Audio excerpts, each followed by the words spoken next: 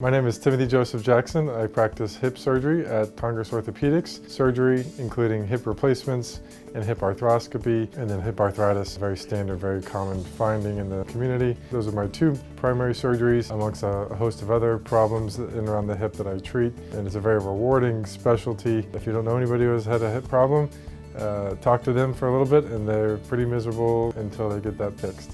So hip arthroscopy is a fairly new area of orthopedics, and what hip arthroscopy entails is putting a camera in and around the hip joint to fix soft tissue problems prior to there being arthritis. The hip is a very deep joint, which makes this a very technically challenging procedure.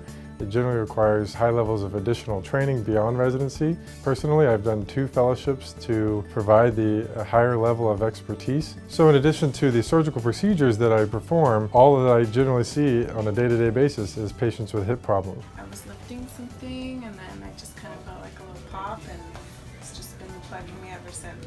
It allows me to be able to apply my clinical expertise to numerous patients. That way I can also provide non-surgical options such as injections and physical therapy and medications, simple counseling on what to do, what not to do, what types of workouts might be best for patients, everything from teenagers to patients in their 80s. What I'm most proud of is the number of people I've been able to reach and touch through treatments. And second, a whole different focus is academics. I am an associate editor for Arthroscopy, which is Journal of Arthroscopy, peer-reviewed publication, and I review numerous papers all year long, which helps other surgeons be able to make good clinical decisions. That's a tremendous impact that will last a long time. I had a patient recently tell me in the hospital that they felt like their whole world was sort of closing in, and only a couple days after their surgery, the waters were sort of parting and life was opening up to them again. So that's really a remarkable